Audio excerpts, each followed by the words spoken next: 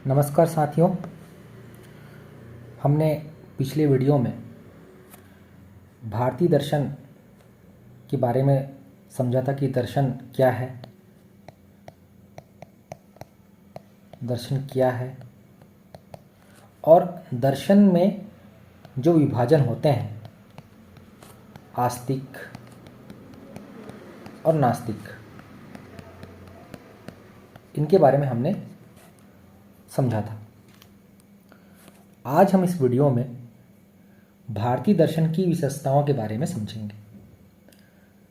वैसे तो भारत में अनेक दर्शन हुए हैं और सबके अपने अपने सिद्धांत हैं, परंतु भारत की जो संस्कृति है, भारत की जो परंपरा है, उसके आधार पर भारतीय दर्शनों में साम्यता दिखाई पड़ती है। इन्हीं साम्यताओं के आधार पर हम यहाँ पर भारतीय दर्शन की जो सामान्य विशेषताएं हैं उनको समझने का प्रयास करेंगे। आने वाले परीक्षाओं में, मुख्य परीक्षा में सीधा सीधा प्रश्न पूछ सकता है 15 नंबर में, 10 नंबर में कि भारतीय दर्शन की विशेषताओं को बताइए। तो उसके लिए ये जवाब उपयुक्त होगा। तो हम देखते हैं भारतीय दर्शन की विशेषताएं क्या हैं। भारतीय दर्शन की जो पहली विशेषता है, यहाँ के समस्त दार्शनिकों ने संसार को दुखमय माना है। संसार को दुखमय माना है।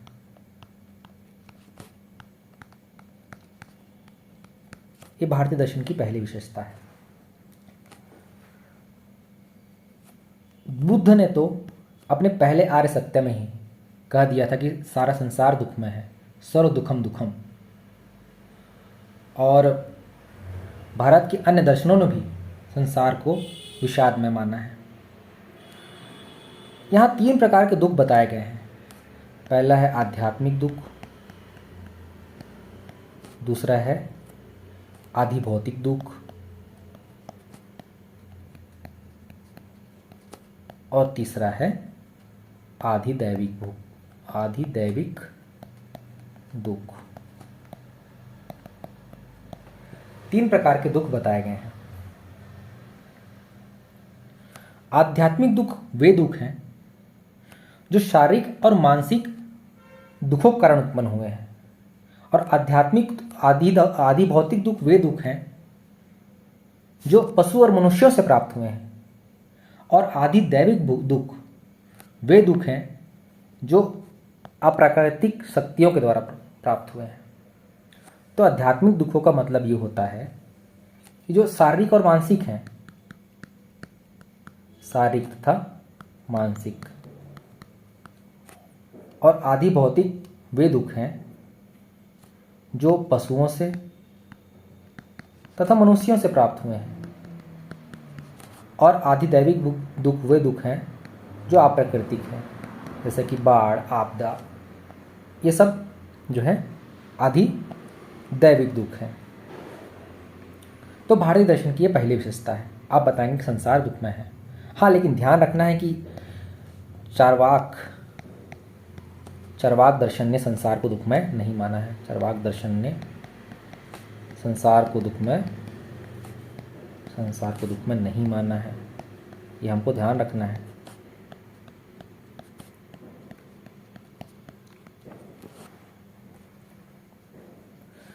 अब सवाल ये उठता है कि अगर सभी दार्शनिकों ने या अधिकतर दार्शनिकों ने संसार को दुखमय माना है, तो क्या भारतीय दर्शन निराशावादी है? क्या भारतीय दर्शन निराशावादी है? ये सवाल उठता है। देखिए,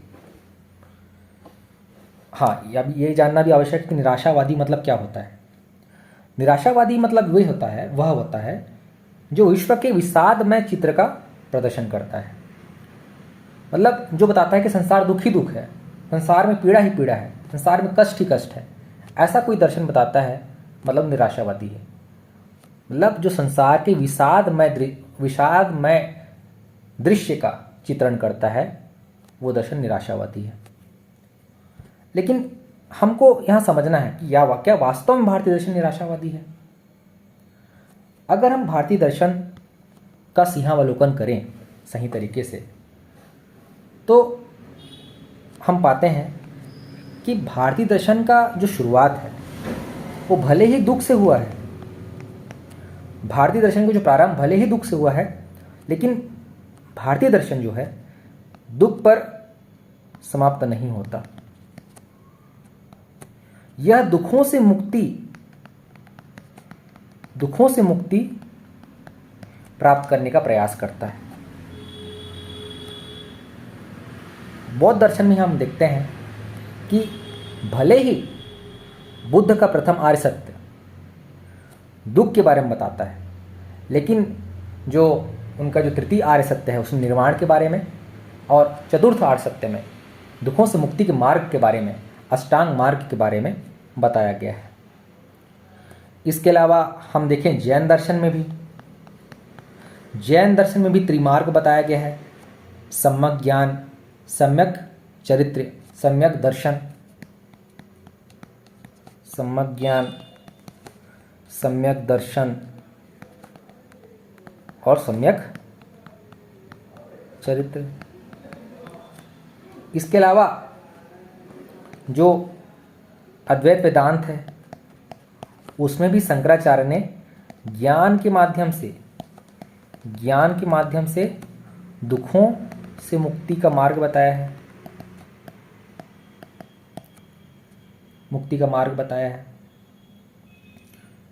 योग दर्शन में भी अष्टांग योग की चर्चा की गई है। अष्टांग योग के माध्यम से समाधि तक की व्यवस्था के बारे में बताया गया है और दुखों से मुक्ति का मार्ग बताया गया है। तो हम देखते हैं कि भले ही भारतीय दर्शन का जो शुरुआत है वो दुख से होता है, प्रारंभ, परंतु दुख भारतीय दर्शन का अंत नहीं है। अतः हम कह सकते हैं कि भले ही भारतीय दर्शन में दुख आधार वाक्य है, परंतु दुख भारतीय दर्शन में निष्कर्ष नहीं है। भारतीय दर्शन में दुख निष्कर्ष नहीं है। भारतीय दर्शन में मोक्ष की चर्चा की गई है। मोक्ष की चर्चा में ही मोक्ष अपने आप में ही दुख मुक्ति की अवस्था है। भारतीय दर्शन में कर्मवाद की चर्चा की गई है। श्री कृष्ण ने निष्काम कर्म पर बल दिया है। कर्मयोग की बात की गई है।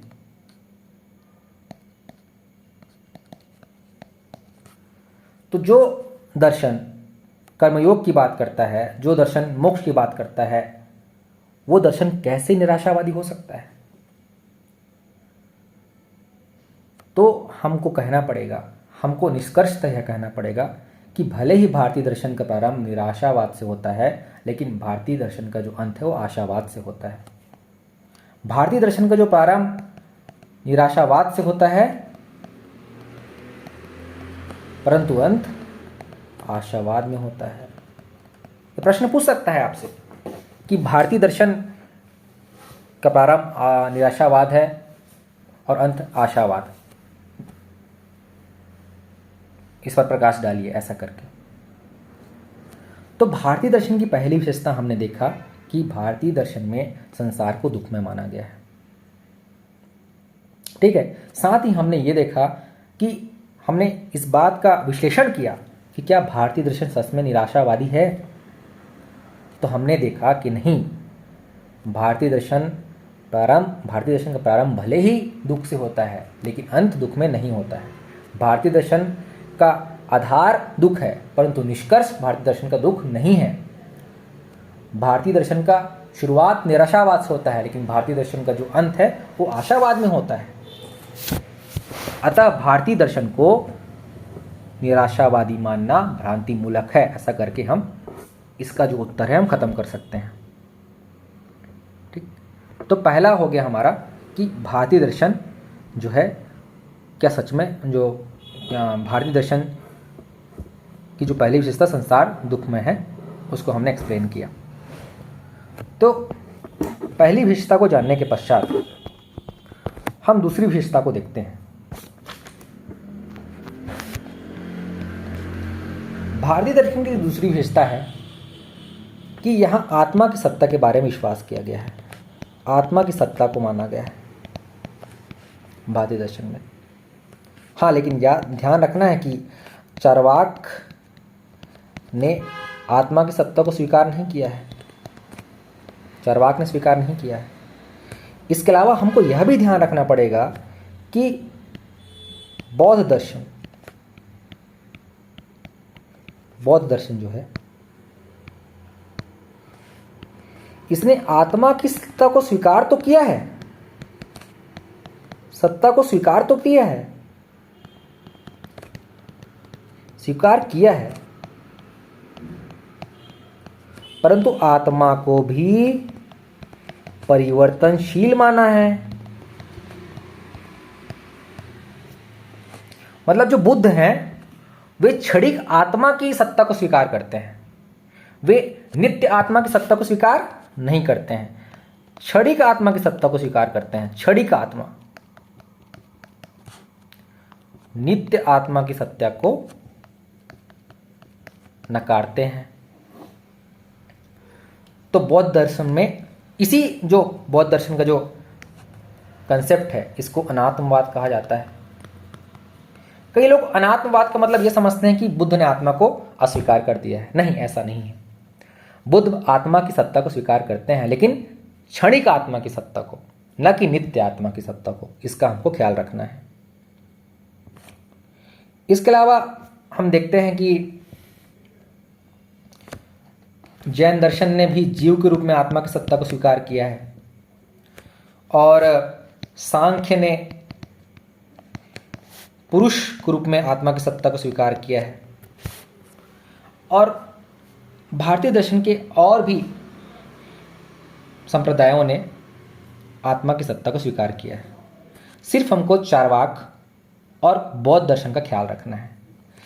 चार्वाक के बारे हम देखें तो चार्वाक के बारे में एक चीज और हमको ध्यान रखना है कि चार्वाक जो है देह और आत्मा को एक मानता था।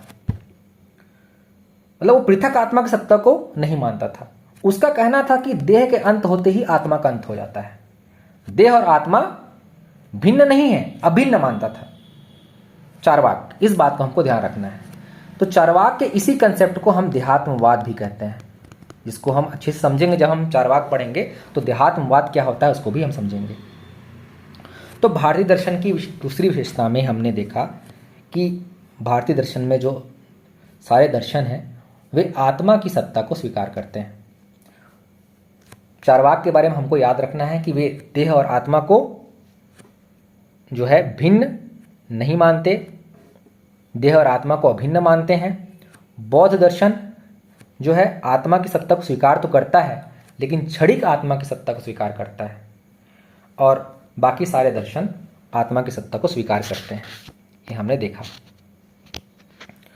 अब भारतीय दर्शन की जो तीसरी विशेषता है वो है कर्म सिद्धांत।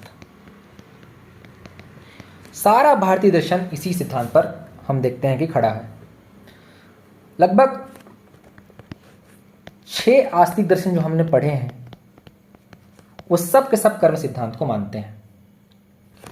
अब कर्म सिद्धांत को अगर हम एक्सप्लेन करने चलें तो कई समय लग सकते हैं, लेकिन हम थोड़े शब्दों में समझें तो कर्म सिद्धांत का मतलब सीधा सीधा ये होता है कि जैसा हम बोते हैं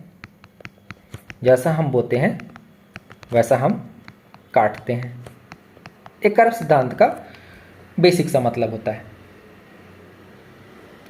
गीता में निष्काम कर्म के बारे में बताया गया है, और कर्मवाद के सिद्धांत की स्थापना की गई है।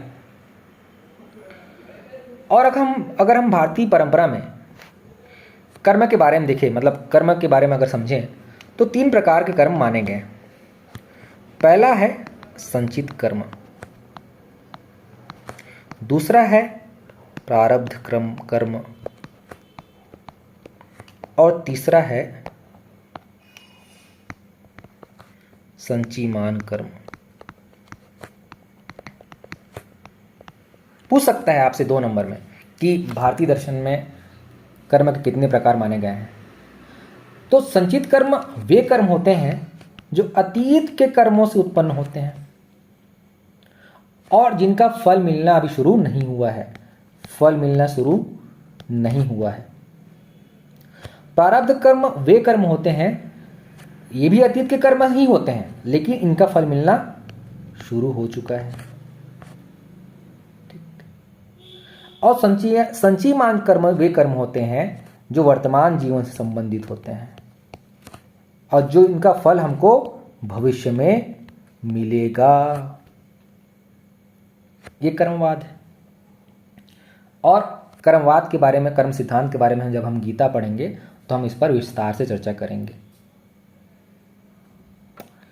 अब जो है चौथे अगर विशेषता के बारे में देखें तो भारतीय दर्शन में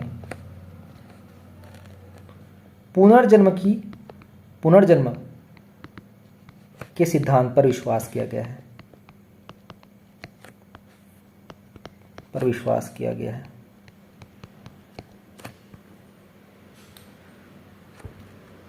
हाँ, लेकिन चरवाक नहीं करता ना, क्योंकि चरवाक आत्मा की सत्ता पर ही विश्वास नहीं करता तो पुनर्जन्म के सिद्धांत पर कहाँ से विश्वास करेगा।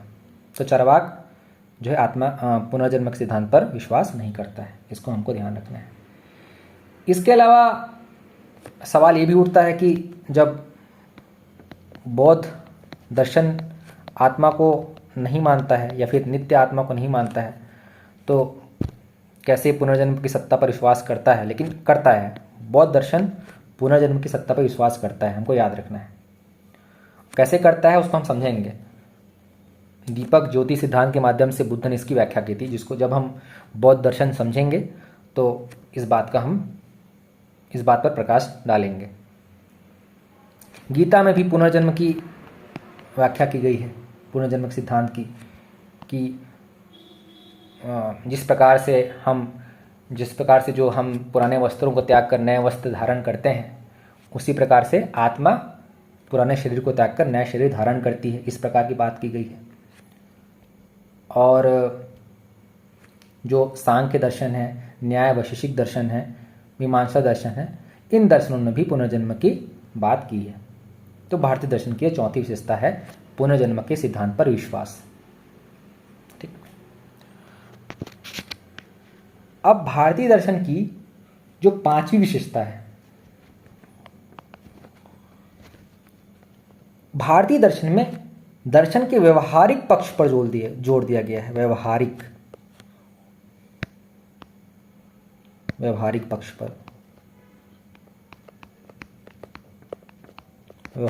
पर जोर दिया गया है। मतलब भारतीय दर्शन सिर्फ सिद्धांतिक नहीं है, मतलब भारतीय दर्शन सिर्फ ज्ञान के लिए नहीं है। भारतीय दर्शन में जो दर्शन है वो मात्र साधन है।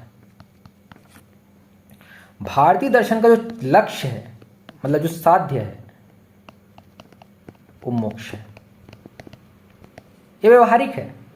भारतीय दर्शन दुखों से मुक्ति के मार्ग के बारे में चर्चा करती है। इसका एकमात्र लक्ष्य दुखों से मुक्ति है।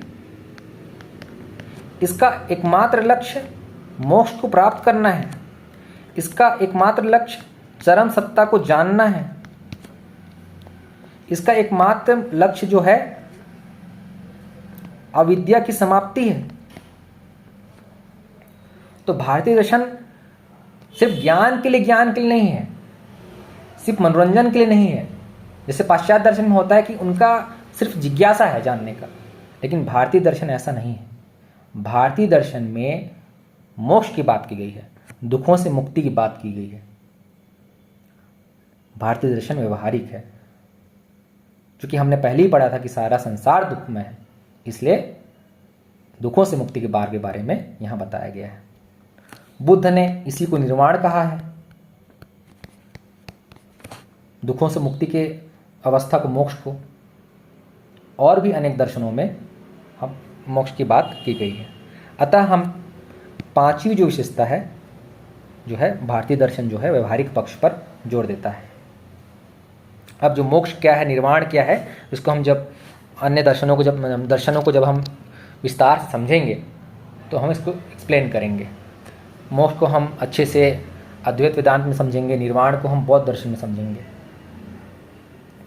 भारतीय दर्शन की छठवीं विशेषता यह है कि भारतीय दर्शन अज्ञान को बंधन का मूल कारण बताती है। अज्ञान को बंधन का मूल कारण बताती है। जैसे कि इसी अज्ञान को कहीं अविद्या कह दिया है और कहीं पर अविवेक कह दिया गया है, लेकिन मूल रूप से भारतीय दर्शन में अज्ञान को ही बंधन का मूल कारण बताया गया है। और जब ये अज्ञान मिटता है, अज्ञान जब मिटता है और ज्ञान का प्रकाश जब पड़ता है, तब ही व्यक्ति को मोक्ष की प्राप्ति होती है। जिस प्रकार से मेघ के हट जाने से सूर्य का प्रकाश आलोकित होता है, ठीक उसी प्रकार जब अज्ञान का पर्दा हटता है तो मोक्ष की प्राप्ति होती है। तो अज्ञान को ही बंधन का मूल कारण कहा गया है। इसको शंकर ने इस प्रकार समझाया है कि जब हमको रस्सी में सांप की अनुभूति होती है, ठीक है, तो अज्ञान है। रस्सी का सांप के रूप में अनुभूति होना अज्ञान है। जब रस्सी का रस्सी के रूप में अनुभव होता है तो ज्ञान है। और जब रस्सी का रस्सी के रूप में अनुभव कब होता है? जब हमको विद्या की प्राप्ति होती है, जब हमको ज्ञान के माध्यम से विद्या की प्राप्ति होती है तब, और तब अविद्या का नाश होता है तब। इस शंकर ने बताया, जिसको हम विस्तार से आगे बढ़ेंगे। हमको बस इतना जानना है कि भारतीय दर्शन में अज्ञान को बंधन का मूल कारण बताया गया है। ठीक। इसके अलावा हम देखें कि भारतीय दर्शन में सिर्फ तत्व ज्ञान ही पर्याप्त नहीं है। यहां पर निरंतर चिंतन पर भी जोर दिया गया है। चिंतन आवश्यक है भारतीय दर्शन में। जैसे कि हम योग दर्शन में देखें तो अष्टांग मार्ग की चर्चा की गई है, या फिर बौद्ध दर्शन में हम देखें चिंतन आवश्यक, तो बौद्ध दर्शन में अष्टांग योग की चर्चा की गई है योग दर्शन में, और बौद्ध दर्शन में अष्टांग मार्ग की बात की गई है। शंकर के अगर हम मोक्ष के विचार में देखें तो साधन चतुष्टय के बारे में बताया गया है। साधन चतुष्टय ये हम पढ़ेंगे विस्तार से, इसके बारे में चिंता नहीं करना है क्या आ रहा है करके। हमको बस इतना जानना है कि सिर्फ तत्वज्ञान ही पर्याप्त नहीं है, भारतीय दर्शन में चिंतन भी परम आवश्यक है, चिंतन भी बहुत ज़्यादा आवश्यक है। तब जाके हम तत्वज्ञान को, जो परम सत्ता है, उसको जान सकते हैं। इसके अलावा हम देखें तो भारतीय दर्शन में आत्म संयम पर जोर दिया गया है,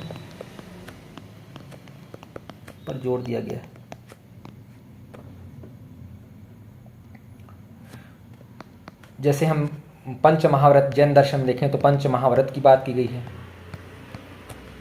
पंच महाव्रत में क्या कहा गया है? सत्य, हिंसा, अस्तेय, अपरिग्रह और ब्रह्मचर्य की बात की गई है। तो वहां पर आत्म संयम के बारे में बताया गया है। इसके अलावा योग दर्शन में जो अष्टांग योग हैं, जो जहाँ योग की 8 चरण के बारे में बताया गया है, वहाँ पर भी प्राणायाम, प्रत्याहार इत्यादि के बारे में बताया गया है। मतलब यहाँ पर आत्मसंयम पर जोर दिया गया है। परंतु हमको इस बात का ध्यान रखना है कि भारतीय दर्शन में इंद्रियों का दमन करने का आदेश नहीं दिया गया है। यहाँ इंद्रियों के दमन का आदेश नहीं दिया गया है। हमको इंद्रियों को दमन नहीं करना है, ना ही ये भी नहीं समझना है कि संन्यास की ओर जाना है। कई लोग क्या तात्पर्य निकालते हैं कि भारतीय दर्शन में आत्म संयम पर जोर दिया गया है तो हम संन्यास की बात किया है भारतीय दर्शन ने, अभी भारतीय दर्शन ने इंद्रियों के दमन की बात किया है। नहीं, ऐसा नहीं है। भारतीय दर्शन ने इंद्रियों के नियंत्रण पर बल दिया है, न कि दमन पर। गीता में इंद्रियों को विवेक के मार्ग पर चलाने का निर्देश दिया गया है, न कि इंद्रियों के दमन की बात की गई है। तो आठवीं विशेषता है भारतीय दर्शन की, आत्मसंयम पर जोर दिया गया है। ठीक, इसके बाद हम देखें नौवीं विशेषता, तो भारतीय दर्शन में दर्शन तथा धर्म का अद्भुत समन्वय दिखता है। दर्शन और धर्म का अद्भुत समन्वय दिखता है। जैन दर्शन को ही देख लीजिए। जैन दर्शन से जैन धर्म है, बौद्ध दर्शन से बौद्ध धर्म है, और दर्शन और धर्म के लक्ष्य भी बराबर है, समान है। दर्शन का भी एकमात्र लक्ष्य मोक्ष है और धर्म का भी एकमात्र लक्ष्य मोक्ष है। दोनों का जो लक्ष्य है वो मोक्ष है। दोनों विरोधात्मक नहीं है। जबकि हम पाश्चात्य दर्शन में देखेंगे तो पाश्चात्य दर्शन में और जो धर्म है वो विरोधात्मक है। लेकिन अगर हम देखें भारतीय दर्शन के परिप्रेक्ष्य में तो दर्शन और धर्म का लक्ष्य समान है। दोनों मोक्ष की बात करते हैं, दोनों का चरम लक्ष्य जो है मोक्ष ही है। इसके अलावा भारतीय दर्शन में प्रमाण विज्ञान की बात की गई है। अब प्रमाण विज्ञान क्या है उसको हम जब हर दर्शन को समझेंगे तो हम इसके ऊपर विस्तार से चर्चा करेंगे। जैसे कि आपने सुना ही होगा कि चार्वाक जो है प्रत्यक्ष को ही एकमात्र प्रमाण मानता है। जो सामने दिखाई देता है, जो इंद्रियों के द्वारा अनुभव होता है, उसको ही प्रमाण मानता है। एक जो है चार्वाक दर्शन है। उसी प्रकार जो बौद्ध दर्शन है, बौद्ध दर्शन जो है वो प्रत्यक्ष और अनुमान, प्रत्यक्ष तथा अनुमान दो प्रमाणों को स्वीकार करता है। सांख्य दर्शन जो है प्रत्यक्ष, अनुमान और शब्द तीन प्रमाणों को स्वीकार करता है। और न्याय जो है प्रत्यक्ष, अनुमान, शब्द, उपमान चार प्रमाणों को स्वीकार करता है। तो भारतीय दर्शन में प्रमाण विज्ञान इसका आधार अंग है। भारतीय दर्शन का आधार अंग प्रमाण विज्ञान है। इसको हमको ये जो है भारतीय दर्शन की 10वीं विशेषता है, इसको हमको याद रखना है। भारतीय दर्शन की जो हम देखें मतलब एक और विशेषता हम देख सकते हैं कि भारतीय दर्शन में वेदों के प्रति आस्था प्रदर्शित किया गया है। दो दर्शन उन्होंने नहीं किया है, लेकिन हम सामान्य रूप से मान ही सकते हैं वेदों के प्रति आस्था भारतीय दर्शन में है। ये हम समझ सकते हैं, ये हम मान सकते हैं। और अगर हम इसके अलावा देखें तो 12वीं विशेषता हम समझ सकते हैं कि भारतीय दर्शन में जो है जगत की सत्यता में विश्वास करता है। सत्यता में विश्वास करता है, विश्वास। हाँ, लेकिन इसमें ध्यान रखना है कि शंकर जो है वो जगत की सत्यता में विश्वास नहीं करते हैं।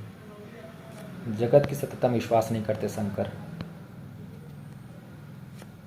जगत को सत्य नहीं मानते। शंकर का कहना है कि ब्रह्म ही एकमात्र सत्य है, ब्रह्म सत्यम और जगत मिथ्या, ये शंकर का कहना है। इसके अलावा जो बौद्ध दर्शन का जो योगाचार संप्रदाय है, योगाचार संप्रदाय, ये भी जो है जगत को सत्य नहीं मानता, वो विज्ञान मात्र मानता है। सब बोलते हैं ये विज्ञान मात्र बस मानता है। तो हम भारतीय दर्शन की यहाँ पर कुछ जो विशेषताएं देखे हैं उसको एक बार रिपीट कर लेते हैं। तो भारतीय दर्शन की जो पहली विशेषता है, हमने जो एक्सप्लेन किया है कि संसार को दुख में माना गया है। पहली विशेषता है संसार को दुख में माना गया है। और उसमें हमने बताया कि हमने यहाँ इसका विस्तार से विश्लेषण किया कि भारतीय दर्शन क्या निराशावादी है, और इसके अलावा भारतीय दर्शन की जो दूसरी विशेषता है, भारतीय दर्शन में आत्मा की सत्ता को बताया गया है, माना गया है। भारतीय दर्शन की तीसरी विशेषता, भारतीय दर्शन में कर्म सिद्धांत पर जोर दिया गया है। भारतीय दर्शन में पुनर्जन्म के सिद्धांत पर विश्वास किया जाता है। भारतीय दर्शन में व्यवहारिक पक्ष पर जोर दिया गया है। भारतीय दर्शन में अज्ञान को बंधन का मूल कारण बताया गया है। भारतीय दर्शन में चिंतन आवश्यक है। भारतीय दर्शन में आत्म संयम पर जोर दिया गया है। भारतीय दर्शन में दर्शन तथा धर्म का समन्वय हमको दिखता है। भारतीय दर्शन में का जो प्रमाण भारतीय दर्शन का जो दर्शन में प्रमाण विज्ञान जो है, इसका प्रधान अंग माना गया है। भारतीय दर्शन में वेदों के प्रति आस्था रखी गई है। भारतीय दर्शन में जगत की सत्यता में विश्वास किया गया है। हाँ, लेकिन शंकर और योगाचार संप्रदाय को छोड़कर। तो एक बार और लिख देता हूँ, चाहोगे तो सीधा सीधा, क्योंकि ये सवाल आ सकता है कभी न कभी कि भारतीय दर्शन की विशेषताओं को बताइए करके। तो चाहे तो हम इसको एक बार लिख भी सकते हैं। पहली विशेषता हम लिख लेते हैं इसकी। भारतीय दर्शन की पहली विशेषता ये है कि संसार दुखमय है। भारतीय दर्शन की दूसरी विशेषता ये है कि इसमें आत्मा की सत्ता पर विश्वास किया गया है। ठीक है। भारतीय दर्शन की तीसरी विशेषता यह है कि इसमें कर्म सिद्धांत पर जोर दिया गया है। भारतीय दर्शन की चौथी विशेषता यह है कि इसमें पुनर्जन्म को स्वीकार किया गया है, पुनर्जन्म को माना गया है। और भारतीय दर्शन की जो पांचवी विशेषता, व्यवहारिक पक्ष पर जोर दिया गया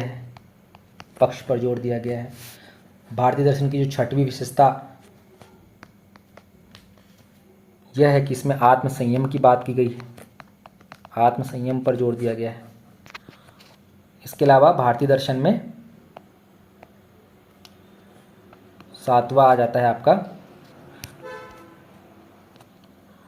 आत्म संयम हो गया, व्यवहारिक पक्ष हो गया, पुनर्जन्म हो गया, कर्म सिद्धांत हो गया, आत्मा के पर विश्वास हो गया, दुखमय हो गया, और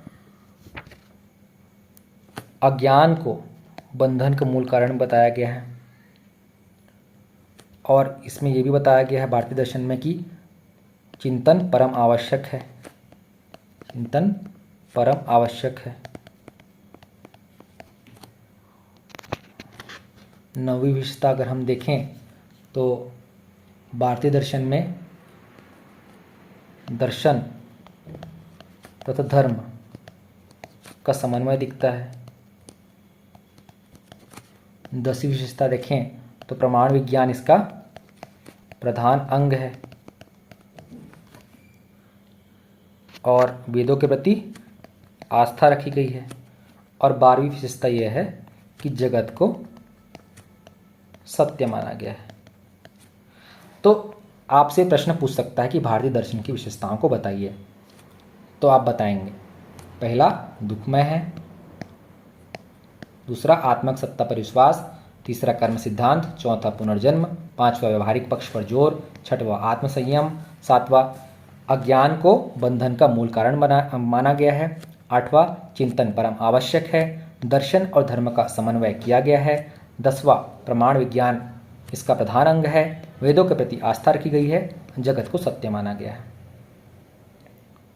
ये वीडियो थोड़ा लंबा हो गया है, लेकिन ये प्रश्न पूछ सकता है आपको 15 नंबर, क्योंकि ये प्रश्न आज तक पूछा नहीं गया है। कभी भी ये प्रश्न आ सकता है CGPSC मेंस में कि भारतीय दर्शन की विशेषताओं को बताइए। आप चाहें तो इस प्रश्न का उत्तर लिखने का प्रयास कर सकते हैं। क्वेश्चन होगा भारतीय दर्शन की विशेषताओं को समझाइए। यह प्रश्न लिखने का प्रयास कर सकते हैं। दूसरा प्रश्न अगर आप चाहें तो लिखने का प्रयास कर सकते हैं, क्या भारतीय दर्शन निराशावादी है? व्याख्या कीजिए। ये 175 शब्दों में लिखने का प्रयास करिए या फिर 100 शब्दों में, ये भी 175 शब्दों में या 100 शब्दों में। और आप मुझे मेरे व्हाट्सअप नंबर या फिर टेलीग्राम पर भेज सकते हैं। टेलीग्राम की आईडी मैं डिस्क्रिप्शन में शेयर कर दूंगा। यहाँ तक वीडियो को देखने के लिए बहुत बहुत धन्यवाद। मिलते हैं अगले वीडियो में।